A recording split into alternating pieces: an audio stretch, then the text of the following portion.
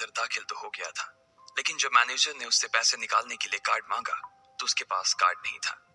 उसकी फटेहाल हालत देखकर पहले ही मैनेजर को गुस्सा आ रहा था और उसमें लकी ने ये डिमांड रख दी थी कि वो फिंगरप्रिंट से पैसे निकलवाना चाहता था। लेकिन पानी तब सर के ऊपर से निकल गया जब उंगली मैच नहीं हुई। मैनेजर ने फोन निकाला और पुलिस को फोन लगाने लगा। अरे अरे ये क्या कर रहे हो? देखिए सर, मेरी बात सुनिए, मैं कोई क्रिमिनल नहीं हूँ। हो सकता है मैंने गलत उंगली लगा दी हो, बस आप मेरे को एक लास्ट बार फिंगरप्रिंट लगाने दो प्लीज। लकी ने उसके सामने हाथ जोड़ते हुए कहा, देख, ये उंगली भी अगर नहीं लगी ना तो फिर ये मत कहना कि मैं अगली उंगली भी ट्राई करके देखता हूँ। बार बार ऐसा नहीं चलने वाला है। अगर ये वाली काम नहीं की तो मैं सीधा पुलिस को फोन करने वाला हूँ अभी। मैनेजर ने लकी को धमकाते हुए कहा। उसने अपने एक हाथ में मशीन और दूसरे हाथ में मोबाइल फोन पकड़ा हुआ था। उसने अपने स्क्रीन पर पुलिस का नंबर खोल रखा था और उसका अंगूठा हरे बटन पर ही टिका हुआ था। इधर लकी ने अपने सीधे हाथ की उंगली को अपने पैंट से साफ किया और भगवान का नाम लेकर उसे उस मशीन पर लगा दिया। जैसे ही उसकी उंगली उस मशीन पर पड़ी, अब की बार फिर मशीन से एक आवाज आई और वो चमक कर हरी हो उठी।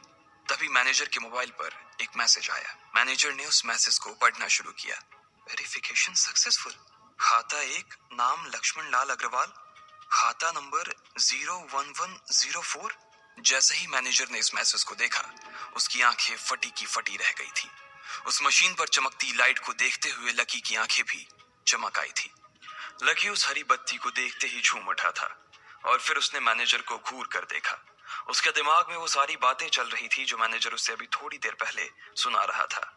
इधर मैनेजर ने उसके आगे हाथ जोड़े और खिसिया कर हंसते हुए कहा, लक्ष्मण सर, प्लीज मुझे मुझे माफ कर देना सर।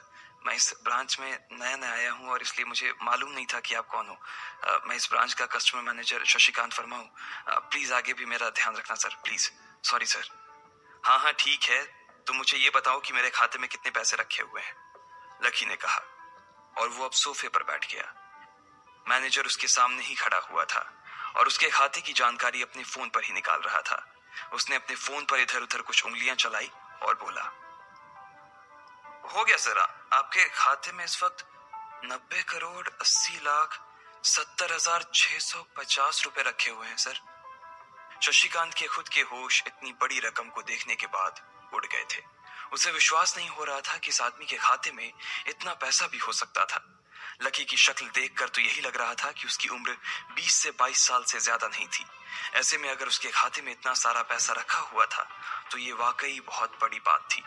शशिकांत अपने मन में ये सोच रहा था कि दुनिया के 99% लोग ही अपनी पूरी जिंदगी काम करने के बाद भी इतना पैसा नहीं कमा सकते थे जितना कि लकी के खाते में इतनी छोटी सी उम्र में रखा हुआ था। लेकिन लकी ने इधर जब उसके फोन में अपने खाते पर पड़ी हुई जानकारी को देखा तो उसे कुछ अजीब सा लगा। उसे लग रहा था कि उसे तुरंत इतने पैसों के हिसाब से अब अपनी जिंदगी को ढालने की कोशिश करनी शुरू कर देनी चाहिए, वरना उसके साथ वही होने वाला था जो आज बैंक में उसके साथ हुआ था। अरे अरे सर, खाते में पैसे के अलावा और भी चीजें हैं जो मैं आपको बताना चाहता हूँ सर। मैनेजर ने फिर से अपनी फोन पर उंगलियां फिराई और बोला, सर एक तो आपके खाते में एक फरारी जुड़ी हुई दिखा रहा है सर। इसके अलावा आपके खाते में 2 किलो सोने की 100 ईंटें रखी हुई हैं, 5 किलो सोने की 20 ईंटें, पिकासो की 3 असली पेंटिंग है, 20 हीरे हैं 24 कैरेट के और भी बहुत कुछ है सर। मैनेजर ने हाफते हुए और अपने पसीने साफ करते हुए कहा। इतना सारा धन देखने के बाद शशिकांत की आंखें तो बाहर ही निकल आई थी। उसने कभी लकी जितना अमीर आदमी अपनी जिंदगी में नहीं देखा था। जितना पैसा और सोना और जायदाद उसके पास था, उसका 10% भी इस ब्रांच में किसी और के पास नहीं था। ठीक है, चलो मुझे एक कार्ड दे दो तुम, लकी ने अपने दोनों हाथों को अपने सिर के पीछे रखते हुए कहा।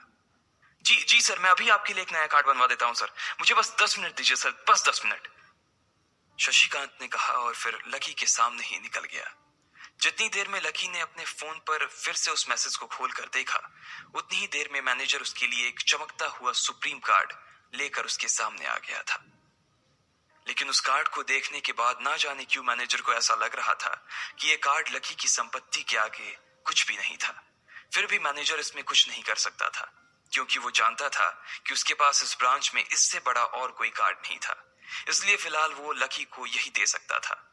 उसने उस कार्ड पर लकी का पूरा नाम लक्ष्मण लाल अग्रवाल गुदवा दिया था। लीजिए सर आपका कार्ड, पासवर्ड वगैरह सर आपको ईमेल पे मिल जाएगा, शशिकांत ने मुस्कुराते हुए कहा। और वो लकी के सामने हाथ बांधकर खड़ा हो गया। इधर लकी ने उस कार्ड को उलट पलट कर देखा और फिर अपनी जगह से खड़ा होकर वो बाहर निकलने लगा। शशिकांत का मन तो यही कर रहा था कि वो उसे दरवाजे तक छोड़ने जाए, लेकिन उसकी ड्यूटी इसी ऑफिस में थी और वो किसी को बाहर छोड़ने नहीं जा सकता था। फिर भी वो लकी के लिए दरवाजा खोलने के लिए आगे आ गया था। इधर यास्मीन अपने कैबिन में अपना सिर पकड़े हुए बैठी थी। उसे समझ नहीं आ रहा था कि आखिर अंदर चल क्या रहा था। एक पल को तो उसे लगा कि लकी पागल नहीं बल्कि बदमाश था कोई, और उसने शशिकांत को बंदी बना लिया था। लेकिन जब वो लकी के लिए कार्ड लाने के लिए अपने दफ्तर से बाहर आया तो यास्मीन को लगा कि कुछ गड़बड़ नहीं हुई थी। फिर ये इतनी जल्दी में कहाँ जा रहे हैं? उसने अपने आप से पूछा। शशिकांत को सुरक्षित देख बैंक के बाकी लोग भी दरवाजे पर से पीछे हट गए थे। वैसे भी उसे देखते ही सब लोग अपनी अपनी जगह पर वापस दौड़े चले जाते थे। शशिकांत का खौफ ही ऐसा था कि उसकी आंखों की झलक भर से खड़ा कर्मचारी जाकर अपनी कुर्सी पर बैठ जाता था। लेकिन एक बार शशिकांत के बाहर आने के बाद वो दोबारा बाहर नहीं आया था और ना ही लकी कमरे से बाहर आया था। इधर यास्मीन परेशान हुए जा रही थी। वो जानती थी कि अगर कुछ भी गड़बड़ हुआ तो सबसे पहले उसकी नौकरी जाने वाली थी। उसने बड़ी मुश्किल से और मेहनत करके इस नौकरी को हासिल किया था और वो किसी पागल की वजह से इसे अपने हाथ से नहीं जाने देना चाहती थी। जैसे ही परेशान यास्मीन ने अपनी नजर उठाकर फिर से उस कमरे की ओर देखा तो पाया कि लकी बहुत ही आराम से उस कमरे से बाहर निकलकर दरवाजे की ओर बढ़ता चला जा रहा था। ए, रुको, तुम इस तरह नहीं जा सकते। यास्मीन जोर से चिल्लाई और भागते हुए लकी के पास चली गई। तुम्हारी हिम्मत कैसे हुई जबरदस्ती हमारे वीआईपी रूम में घुसे चले जाने की? यास्मीन ने गुस्से में पूछा। उसका मन तो यही कर रहा था कि वो अभी लकी का गिरेबान पकड़कर उसे झकझोर दे, लेकिन उसने अपने आप को रोक रखा था। मैंने पहले भी कहा था ना आपसे, मैं यहाँ सिर्फ अपना पैसा लेने आया था और कुछ नहीं, लकी ने कहा और मुस्कुराने लगा। यास्मीन ने देखा कि उसके हाथ में एक सुप्रीम कार्ड था और वो उसकी उंगलियों के बीच चमक रहा था। यास्मीन के दिमाग में आया कि लकी ने ये कार्ड कहीं अंदर से चुरा तो नहीं लिया, और इससे पहले कि वो यहाँ से चोरी करके भागता यास्मीन जोर से चिल्लाई, सिक्योरिटी, सिक्योरिटी। उसकी आवाज को सुनते ही दो बंदूक वाले गार्ड भागे भागे यास्मीन के पास आ गए। ये चोरी करके भाग रहा है, पकड़ो इसे। लकी ने जब यास्मीन के मुंह से ये बात सुनी तो उसके कान खड़े हो गए। इससे पहले कि वो वहां से अपनी जान बचाकर भाग पाता, सिक्योरिटी वालों ने उसे धर दबोच लिया था और फिर उसकी जेब टटोलने लगे थे। इधर यास्मीन ने देखा कि उस सुप्रीम कार्ड पर उसने अपना नाम भी गुदवा लिया था। तुम्हारी इतनी हिम्मत कि तुमने शशिकांत सर को डरा कर अपना नाम भी लिखवा लिया इस पर। इसकी जेब चेक करो, यास्मीन ने गुस्से से कहा। दोनों में से एक गार्ड लकी की जेब टटोलने लगा था। लकी की समझ में नहीं आ रहा था कि आखिर ये लड़की उससे समझ क्या रही थी। अगर उसे उसके खाते या इसकी संपत्ति या सिर्फ इसके परिवार के बारे में भी पता चल जाता तो भी यास्मीन उसके पैरों में गिर जाती। इससे पहले कि लकी अपनी सफाई में कुछ कह पाता, एक गार्ड बोला, मैडम, इसकी जेब में तो कुछ नहीं है, बल्कि फटी हुई जेब है इसकी। तभी उसकी बात सुनकर दूसरे सिपाही ने कहा, मैडम, हो सकता है ये इसी जेब में चाकू रख कर लाया हो और उसको निकालते वक्त उसी चाकू से इसकी जेब फट गई होगी, मुझे तो ऐसा ही लग रहा है। दूसरे सिपाही ने अपनी लड़खड़ाती जबान में बोला, अरे पागल हो क्या, ये सब आप लोग क्या बोल रहे हो? शशिका। इससे पहले कि लकी आके कुछ बोल पाता, एक गार्ड ने उसके दोनों हाथों को मरोड़ दिया था। इधर यास्मीन अपने मन में सोच रही थी कि अगर वो चाकू लाया था तो फिर वो चला कहाँ गया था। बाप रे! अचानक से यास्मीन की आंखें बड़ी सी हो गई थी। उसे लगा कि लकी ने उस चाकू से शशिकांत का खून कर दिया था। यास्मीन ने तुरंत अपना फोन निकाला और पुलिस को फोन मिलाते हुए कहा, हेलो पुलिस स्टेशन, मैं न्यू सिटी बैंक से बोल रही हूँ। हमारे बैंक में एक सनकी चोर घुस आया है और उसने हमारे कस्टमर मैनेजर का खून कर दिया है। आप प्लीज जल्दी आ जाइए सर। यास्मीन ने घबराते हुए कहा और फोन रख दिया। तब तक दोनों गार्ड ने लकी को नीचे घुटनों के बल बैठा दिया था और उसके सिर पर बंदूक तान दी थी। जैसे ही बाकी लोगों ने भी अपनी आंखों के सामने ये मंजर देखा तो वो सब लोग भी लकी के आसपास घेरा बनाकर खड़े हो गए। अंदर बैठे मैनेजर ने जब इस हलचल को देखा तो वो भी अपना सारा सिस्टम बंद करके बाहर आ गया। अरे क्या हो रहा है ये सब? उसने जोर से आवाज देते हुए पूछा। जैसे ही सब लोगों ने उसकी आवाज सुनी तो वो चौंक गए और शशिकांत वर्मा की ओर देखने लगे। देखने वालों में यास्मीन भी शामिल थी और उसने देखा कि उसका मैनेजर तो जिंदा है और सही सलामत उसकी आंखों के सामने खड़ा था। सर, आप यास्मीन ने खुशी और आश्चर्य भरे भाव के साथ शशिकांत की ओर देखते हुए कहा, लेकिन अगले ही पल उसकी खुशी की जगह दुख ने ले ली थी। उसे एहसास हो रहा था कि आखिर उसने कितनी बड़ी गलती कर दी थी। यास्मीन ने अपनी ही जुबान काट ली थी और उसके जले पर नमक छिड़का शशिकांत ने। उसने कहा, मैं क्यों इतनी जल्दी मरने लगा और तुमने ये सब क्या तमाशा लगा रखा है? उसने कहा और फिर उस भीड़ की ओर बढ़ने लगा। जैसे ही वो आगे आया उसने देखा कि उन लोगों ने लकी को गन पॉइंट पर बैठा रखा है। अरे किसने किया? किसने किया ये? शशिकांत तुरंत लकी की ओर दौड़ा और उसने उसके पास खड़े दोनों गार्ड्स को हटा दिया। फिर लकी को उठाने के लिए उसने अपना हाथ उसकी ओर बढ़ा दिया और बोला, sir I am really sorry sir, इस बेवकूफी के लिए मैं आपसे माफी मांगता हूं sir, I am really sorry sir. Shashikant उसके पैरों में ही गिरने को हो गया था। लकी उसका हाथ पकड़कर खड़ा हुआ और फिर यास्मीन की ओर घूरने लगा। आप पूछ रहे थे ना ये किसने किया? इसने किया है ये, और इसने सिर्फ इतना ही नहीं किया बल्कि इसने पुलिस को भी बुला लिया है। इसे लग रहा है कि मैं कोई क्रिमिनल हूं जिसने आपका खून कर दिया है और आपसे ये कार्ड चुरा कर भाग रहा हूं, ये कार्ड जो आपने मुझे दिया है। लकी ने यास्मीन की ओर उंगली दिखाते हुए गुस्से में कहा। अचानक ही सब लोग थोड़ा पीछे हटकर यास्मीन को देखने लगे थे। यास्मीन घबराई हुई सी फर्श पर तो कभी छत को देखे जा रही थी। यास्मीन, जो मैं सुन रहा हूं क्या वो सच है? शशिकांत ने यास्मीन को घूरते हुए गुस्से में पूछा।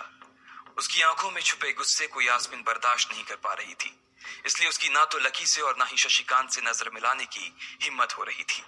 फिर भी वो जानती थी कि उसका चुप रहना इस वक्त उसके लिए बहुत खतरनाक हो सकता था, इसलिए उसने कहा, सर ये सब मेरी गलती है सर, ये मेरी बहुत बड़ी मिसअंडरस्टैंडिंग है सर। मुझे लगा कि ये जबरदस्ती अंदर घुस आया है और इसने इसने आपके ऊपर हमला करके आपसे जबरदस्ती ये कार्ड बनवा लिया है और फिर आपको मार दिया है सर। यास्मीन ने घबराते हुए कहा। उसकी डरी सहमी सी आंखों में अब आंसू ही आ गए थे। मैनेजर ने जब उसकी ये बात सुनी तो उसने अपना सिर पकड़ लिया। यास्मीन जैसी समझदार लड़की इतनी बड़ी भूल कैसे कर सकती थी? उसने लकी को पहचाना ही नहीं था। खैर, मैनेजर को लगा कि इसमें उसकी कोई गलती नहीं थी। जब वो खुद लकी को नहीं पहचान पाया था तो फिर यास्मीन कैसे पहचान पाती? इसलिए उसने सोचा कि सबके सामने उसे कुछ कहने से अच्छा था कि वो यास्मीन को एक कोने में ले जाकर लकी की सच्चाई बताए। शशिकांत ने उसका हाथ पकड़ा और उसे खींच कर अपने साथ खंबे के पास ले गया और बोला, तुम्हें मालूम है ये कौन है?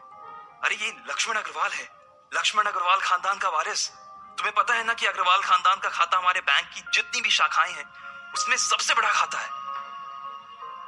यास्मीन ने जैसे ही ये नाम सुना उसके पैरों के नीचे से जमीन खिसक गई थी। वो जानती थी कि अगर न्यू सिटी बैंक इतनी ऊंचाइयों पर पहुंचा था तो उसके पीछे अग्रवाल खानदान का सबसे बड़ा हाथ था। इस बात का जिक्र उससे तब भी किया गया था जब उसने नौकरी ज्वाइन की थी। तुम्हें पता है इस लड़के के नाम पे कितनी प्रॉपर्टी है? ये अपने दम पर ना इस पूरे एरिया को खरीद सकता है, शशिकांत ने यास्मीन से कहा।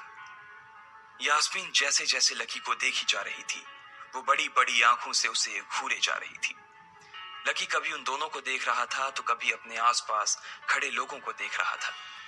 अब सबसे पहले तो पुलिस को फोन करो और उनसे कहो कि हमसे गलती हो गई थी, और उसके बाद जाकर तुम उनसे भी माफी मांगो, और अगर उन्होंने तुम्हें माफ कर दिया तो तुम्हारी किस्मत, वरना समझ लेना कि तुम्हारी नौकरी चली गई, शशिकांत ने कहा और दौड़कर लकी के पास जाकर खड़ा हो गया। इधर यास्मीन अभी भी वहीं पर खड़ी थी। अभी अभी जो शशिकांत उसे बता कर गया था वो यास्मीन पचा नहीं पा रही थी। उसे लग रहा था कि इसमें उसकी कोई गलती नहीं थी, लेकिन कोई उसकी सुनने वाला नहीं था। बैंक उस छोटी सी मैनेजर के चक्कर में अपने सबसे बड़े कस्टमर को छोड़ने वाला तो नहीं था।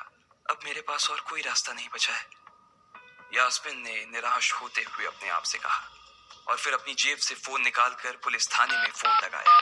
जैसे ही यास्मीन ने पुलिस वालों से ये कहा कि उससे गलती हो गई और जिसे वो बदमाश समझ रही थी असल में वो बदमाश नहीं बल्कि शहर के सबसे बड़े रईस का बेटा था, तो उधर से आवाज आई, मैडम सॉरी, लेकिन अब तो गाड़ी निकल गई है, वहां पहुंचती होगी, अब आपको जो भी कहना है इंस्पेक्टर साहब से कह देना। और उस पुलिस वाले ने फोन काट दिया।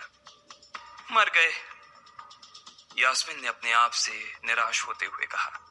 उसके हाथ थर थर कांप रहे थे। उसे समझ नहीं आ रहा था कि अब वो क्या करे। अब उसके पास लकी से माफी मांगने के अलावा और कोई चारा नहीं बचा था। लेकिन अगर लकी सर ने मुझे माफ नहीं किया और उल्टा मेरे ऊपर डिफेमेशन का चार्ज लगा दिया तो, यास्मीन ने अपने आप से कहा, और वो अब और भी ज्यादा घबरा गई थी। उसने देखा कि लकी उसे घूर कर देख रहा था।